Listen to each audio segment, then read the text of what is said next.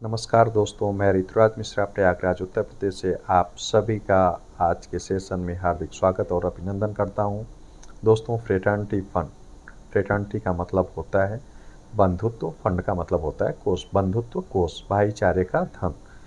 दोस्तों, इसको संविधान के अनुसार फ्रेटर्निटी फंड कहा जाता है। दूसरा लीगल नाम इसका है rotating savings and credit institutions. अब दोस्तों, भारतीय रिजर्व बैंक अधिनियम 1934, कंपनी अधिनियम 1956 और 2013, सेबी अधिनियम 1992, पीसीएमसी मतलब प्राइस चीट मनी सर्कुलेशन अधिनियम जिसको हम बैनिंग एक्ट बोलते हैं 1978 और चिट फंड अधिनियम 1982 के अनुसार भारत में फ्रेटर्निटी फंड कानूनी है। आगे हम चलते हैं। फ्रेटर्निटी फंड जो है यह भारतीय रिजर्व बैंक के अनुसार एनबीएफसी के अंतर्गत आता है। एनबीएफसी मतलब नॉन बैंकिंग फाइनेंशियल कंपनी के अंतर्गत आता है। इस उद्योग में 15,000 से अधिक कंपनियां कॉरपोरेट कार्य मंत्रालय में मतलब एमसीए में रजिस्टर्ड हैं, पंजीकृत हैं। यह 200 साल पुराना उद्योग है। 1982 से केंद्रीय अधिनियम के द्वारा शासित है और भारत में कानूनी है, मतलब करीब करीब 40 साल हो चुके हैं।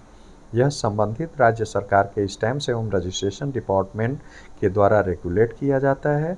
और पंजीकृत विनियमित कहाँ पे होता है? एमसीए में जो है पंजीकृत होता है, और विनियमित किससे होता है? 1982 रेगुलेशंस के द्वारा। दोस्तों, वर्तमान में आधुनिक बैंकिंग प्रणाली इसी उद्योग से प्रेरित है। अगर हम 200 साल पहले जाएं तो कोई बैंक नहीं थे, तो जो बैंकिंग स्टार्ट हुआ इसी रूल्स रेगुलेशंस पे देख करके उसको थोड़ा सा मॉडर्नाइज्ड किया गया और बैंक स्टार्ट हुए हैं। यह उद्योग भारत में 70,000 करोड़ रुपए से भी ज़्यादा का है और हर साल 15% से 20% की दर से आगे बढ़ रहा है। आगे चलते हैं। एसकेसीआईएल की स्थापना दूरदर्शी संस्थापक श्री राजन करायल जी ने वर्ष 2000 भारत में एक पब्लिक लिमिटेड के रूप में किया था। दोस्तों, एसकेसीआईएल एक 8 साल पुरानी भारतीय कंपनी है जिसके खिलाफ 2012 से कोई आरोप या शिकायत दर्ज नहीं है। यह पूरे भारत में बहुत तेजी से ग्रो कर रही है। क्यों? कि मैं प्रयागराज उत्तर प्रदेश से हूँ और कंपनी रजिस्टर्ड है केरला में। तो केरल साउथ में आता है और इलाहाबाद नॉर्थ में आता है। तो आप इसी से अंदाज़ा लगा सकते हैं कि कंपनी बहुत तेज़ी से बढ़ रही है। एसकेसीआईएल का पंजीकृत कार्यालय तमिलनाडु में है और प्रशासनिक कार्यालय केरल में है। 4 राज्यों में कंपनी की 9 शाखाएं हैं। जिन राज्यों में ब्रांच ऑफिसेज हैं उन राज्यों के नाम है तमिलनाडु, केरल, महाराष्ट्र और कर्नाटक। दोस्तों, शेयर द्वारा सीमित एक गैर बैंकिंग गैर सूचीबद्ध कंपनी है। पूरी तरह से कर का भुगतान त्रैमासिक ऑडिट होती है और कैशलेस लेन देन है। यहाँ पर जो भी लेन देन है वो बैंकिंग के द्वारा ही है।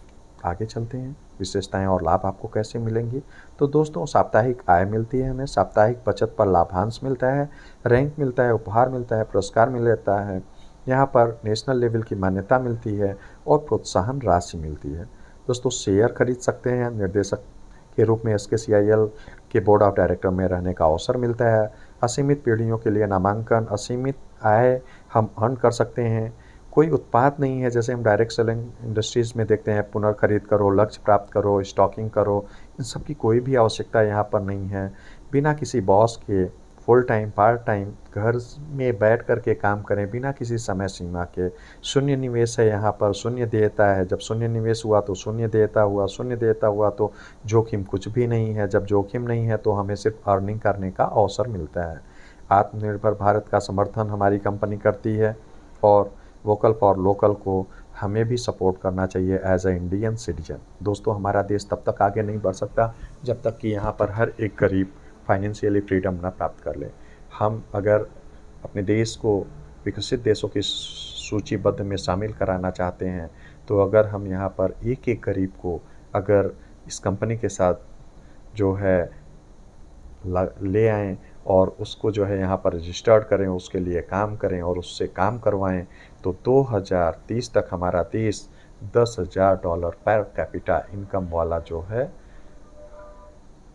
देश बन जाएगा। आगे हम चलते हैं। दोस्तों, M1 में बचत कार्यक्रम कैसे होते हैं? तो प्रारंभिक किस्त यहाँ पर 3 प्रकार के स्लैब होते हैं। जो स्लैब हैं वो हमें जो जमा करने का पैसा है, पहला प्रारंभिक किस्त हमें जो है 2 हफ्ते का पहले देना पड़ता है, तो 2 इंटू 1000 2000 रुपये, मुनाफा जीरो हुआ। स्लैब फर्स्ट में हमें थर्ड वीक से 25th वीक तक देना है, तो यहाँ पर 23 हफ्ते हुए। 23 हफ्ते में मुझे जो है हर हफ्ते 900 रुपये जमा करना है, तो 900 रुपये गुणित 23 20,700 हुआ, और यहाँ पर मुनाफा हमें मिलता है 2300 रुपये का। स्लैब 2 में अगर हम आते हैं तो यहाँ पर स्लैब 2 26 वीक से 40 वीक तक होता है। यहाँ पर हमें टोटल 15 हफ्ते आए, तो 15 हफ्ता का अगर हम 950 रुपये से मल्टीप्लाई करते हैं तो 14,250 रुपये होता है। मुनाफा हमें यहाँ पे 750 रुपये का मिलता है। स्लैब थर्ड में हम आएँ तो यहाँ पर हमें जो जमा करना है 41 वीक से लेके 50th वीक तक, मतलब 41वें हफ्ते से लेके 50वें हफ्ते तक जमा करना पड़ता है। तो 10 हफ्ते हुए, 10 हफ्ते गुणित 1000 रुपये, 10,000 रुपये जमा करना पड़ा। यहाँ पे मुनाफा जीरो हुआ। इसलिए अपर हम यहाँ पर देखें तो टोटल हफ्ता कितना हुआ, 2 + 23 25 + 15 कितना हो गया, 25 + 15 40 और 10 50 हफ्ते हुए। कुल किस्त हमें जमा करना पड़ा 46,950 का।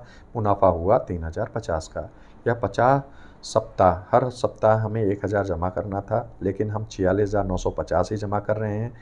और रुपए कि जो अब यहाँ पर हमें जो मुनाफा मिला 3,050 रुपये, उसको अगर हम 50,000 के रिस्पेक्ट में देखेंगे तो 6.5% हुआ। जो आज के सिनेरियो में अगर हम 10 साल के लिए एफडी करें जो अमाउंट, तो वहीं पे हमें 6.5% सीनियर सिटीजन को मिल सकता है, इधर कहीं पे भी नहीं मिल सकता। एक साल में यहाँ पे आपको 6.5% मिल रहा है। 46,950 + 3,050 टोटल 50,000 रुपये हो गए। आगे हम चलते हैं। मैच्योरिटी राशि, दोस्तों मैच्योरिटी राशि 47,100 रुपये मिलती है। तो 50,000 का 5% फोरमैन कमीशन फिक्स है, वो कटेगा, तो हुआ 2,500 रुपये। अब जीएसटी हमेशा कस्टमर पे करता है, कंपनी नहीं पे करती, तो 12% यहाँ पे जीएसटी होता है। अब 2,500 का 12% हम देखेंगे तो 300 रुपये हुआ, और जो हमारा डाक सेवा प्लस वहाँ पर जो है एडमिन चार्जेस जो हुए वो 100 रुपये कैलकुलेट करती है कंपनी, टोटल 2,900 रुपये हुआ। अब मैच्योरिटी राशि कितनी मिलेगी, 50,000 माइनस 2,900 रुपये, 47,100, इसलिए हमें 47,100 रुपये मिला। आगे हम देखते हैं M1 में साप्ताहिक कमाई कैसे होती है।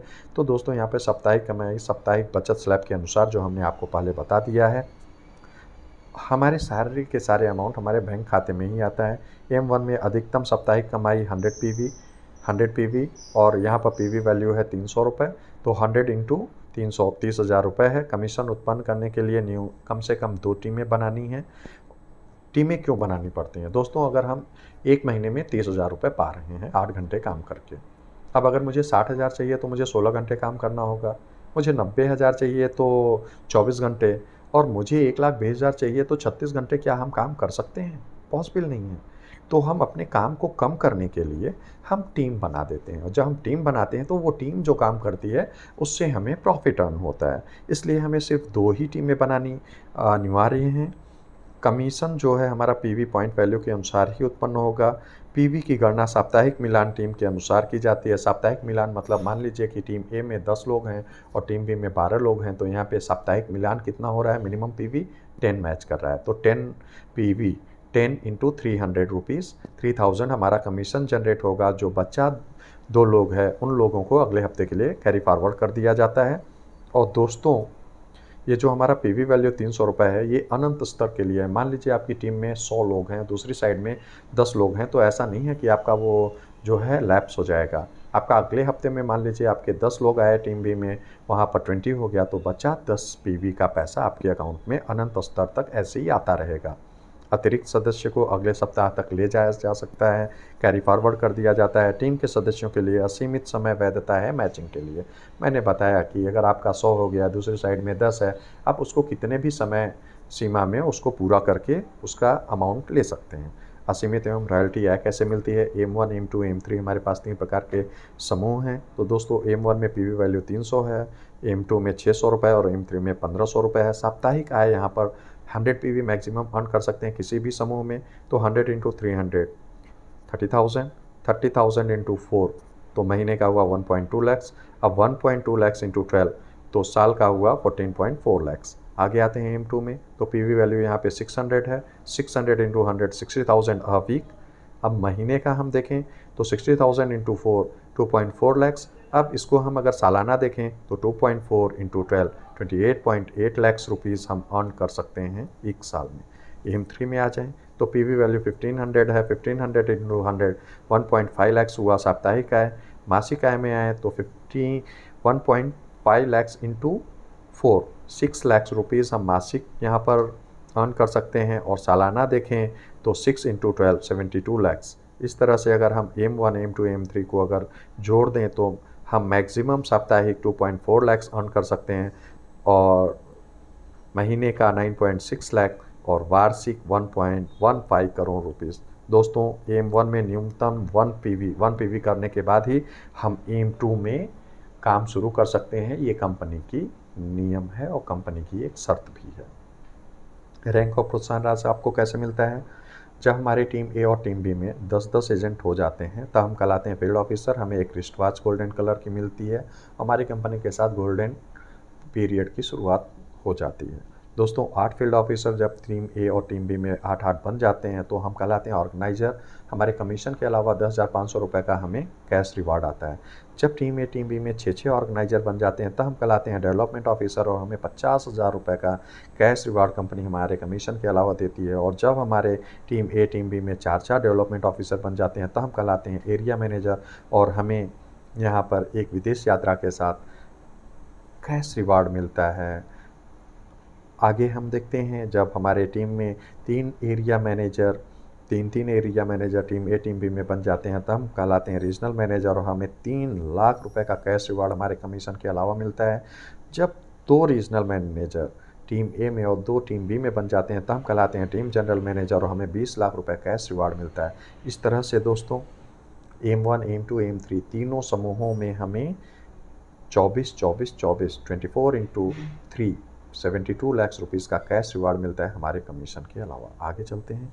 नियम और शर्तें क्या हैं? योग्यता का मानदंड है दोस्तों, कोई भी 18 वर्ष का नागरिक जो क्लास 10th पास हो, भारत का नागरिक हो, वो कंपनी के साथ समान कार्य कर सकता है। सिर्फ एक एजेंट की एक पैन कार्ड पर एक ही रजिस्ट्रेशन हो सकता है। व्यापार का हफ्ता बुधवार से बुधवार शाम 5 बजे तक होता है। शुक्रवार से सोमवार के बीच में हमारा कमीशन का भुगतान कर दिया जाता है। प्रत्येक अर्जित कमीशन पर सेवा शुल्क 50 रुपये का लगता है। साप्ताहिक कमीशन TDS 5%। पैन कार्ड अगर आपके पास है, पैन कार्ड नहीं है तो 20% होता है जब आप इनकम टैक्स के स्लैब में आ जाते हैं उस समय पे। आगे देखते हैं।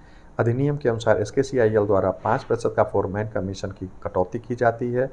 उसमें से 4% कमीशन के रूप में वितरित किया जाता है एजेंटों को, और 1% में जो है कंपनी अपने operational cost, overhead cost, director share और अपना एडवर्टाइजमेंट के लिए जो है रखती है। आगे चलते हैं। करियर की शुरुआत हम यहाँ पर कैसे कर सकते हैं? पंजीकरण प्रक्रिया को पूरा करने के लिए ऑनलाइन तथा ऑफलाइन। ऑनलाइन आप अपना रजिस्ट्रेशन करके यूज़र ID और पासवर्ड ले करके फिर आप वहाँ से अपना फॉर्म डाउनलोड करके ऑफलाइन पूरा डॉक्यूमेंट्स KYC के साथ कंपनी को भेजना पड़ता है। TLFES team leadership factory education system के द्वारा ABC नामक मुफ्त प्रशिक्षण कार्यक्रम में भाग लीजिए। SKCIL की सभी संबंधित शैक्षिक सामग्रियों को देखें, परखें तथा आत्मसात करें, और उसको अगर कहीं पे समझ में ना आए तो अपने लीडर से पूछें। तेज़ी से विकास के लिए LC21 लीडरशिप कोर्स 21 कोर्स को 1 महीने के भीतर पूरा करें। अपने पहले रैंक फील्ड ऑफिसर को जल्द से जल्द प्राप्त करें, और 200 रुपये पंजीकरण शुल्क तथा 2,000 रुपये पहले 2 सप्ताहों की किस्त आपको पहले जीवन में एक बार और आखिरी बार जमा करना होगा। तो कुल 2,200 रुपये हुआ। 2,200 रुपये की बचत राशि के साथ आप अपना नया कैरियर का शुरुआत SKCIL के साथ कर सकते हैं। दोस्तों मैं यहाँ पर 30,000 रुपये कब से हम स्टार्ट कर सकते हैं, तो मैंने यहाँ पर प्रति सप्ताह में मैंने लिया है। अगर मैंने ज्वाइन किया 0 सप्ताह में तो 2,200 रुपये दिया, साप्ताहिक कमाई 0 हो गया। उसी वीक में अगर हमने 2 लोगों को रिकमेंड कर दिया तो हमारा 500 रुपये का कमीशन जनरेट हुआ। अब वो 2 लोगों ने 2 लोगों को किया दूसरे सप्ताह में तो 600 का कमीशन जनरेट हुआ, चूँकि हमारी 2 PV बनी। और जब वो नए 4 लोग आए हैं उनने 2-2 को कर दिया थर्ड वीक में तो हमारी 4 PV बनी, मतलब 8 नए मेंबर्स आए और 1200 का कमीशन जनरेट हुआ। इसी प्रकार से हम चौथे सप्ताह में फील्ड ऑफिसर बन जाते हैं और हमारा कमीशन 2,400 रुपये जनरेट हुआ, और उस समय तक जो हमने अर्निंग किया है 4,700 रुपये अर्न कर चुके हैं। दोस्तों अब हमें 30,000 रुपये प्रति सप्ताह कब मिल सकता है? जब हम 8वें सप्ताह में जाते हैं तो हमें 100 PV मैक्सिमम लिमिट को, सैचुरेशन पॉइंट को हम टच कर लेते हैं और 100 गुणित 300 रुपए करेंगे तो 30,000 रुपये हफ्ता हम कमाई स्टार्ट कर सकते हैं 8वें सप्ताह से। अगर हर कोई एक सप्ताह में एक पीवी बनाता है तो जीवन में एक बार आपकी टीम में, तो 8वें सप्ताह में आप प्रत्येक सप्ताह 30,000 रुपये कमाने लग जाएंगे। दोस्तों, अगर आप हर दिन में कर सकते हैं तो एक सप्ताह में आप 30,000 रुपये हफ्ते का पाना शुरू कर सकते हैं। हर 3 दिन में करेंगे तो 4 सप्ताह लगेंगे और हर महीने करेंगे तो 10 महीने में आप 30,000 रुपये पर वीक इनकम स्टार्ट कर सकते हैं अर्न करना। क्या आप ऐसी किसी कंपनी को जानते हैं जो 8 साल पुरानी एक रेगुलेटेड कंपनी हो, पूरी तरह से टैक्स पेड इनकम हो, जहां पे जीएसटी फॉर्म 16A के साथ आपको मिलता हो, कोई चार्जेस दर्ज नहीं है पिछले 8 सालों में कंपनी के ऊपर, share holder, partner, board of director में शामिल होने का आपको अवसर मिलता हो, एजेंट के कल्याण के लिए यूनियन हो, साप्ताहिक असीमित एवं रॉयल्टी आय असीमित पीढ़ियों के लिए नामांकन की सुविधा मिलती हो, जहां पर कोई प्रोडक्ट की खरीद बिक्री नहीं हो, सिखाने के लिए team leadership, factory education system जैसे शिक्षा, तकनीकी शिक्षा देने वाली एजेंसी हो, केवल बचत करके अमीर बनने का रास्ता है, केवल 2200 रुपये जीवन में एक बार और आखिरी बार जमा करके हम अपने नए करियर को स्टार्ट कर सकते हैं और असीमित रोजगार हम जनरेट कर सकते हैं और अपने देश को आगे बढ़ा सकते हैं। तो दोस्तों, यहाँ पर आप बीच में हैं, सेंट्रल पॉइंट में हैं। आपका लीडर आपको पर्सनल सपोर्ट देता है, team leadership, factory education system आपको प्रोफेशनल सपोर्ट देती है, सेंट्रल चिट फंड एक्ट 1982 आपको लीगल सपोर्ट देता है और SKCIL आपको टेक्निकल सपोर्ट देता है। दोस्तों, यहाँ पर आपके चहुमुखी विकास के लिए team leadership, factory education system प्रतिबद्ध है और हमारा लीडरशिप बहुत ही ग्रेट है और वो हमें हर समय हर क्षण हमारी मदद करने को तैयार है। और आप अगर यहाँ पर अपॉर्चुनिटी को देखें हैं तो यहाँ पर आपको पाने के लिए सब कुछ है, खोने के लिए कुछ भी नहीं है। तो मैं यहाँ पर एक बार अपने देश का गुणगान करूँगा। जय हिंद, जय भारत। धन्यवाद, आपने हमें इतने समय तक सुना।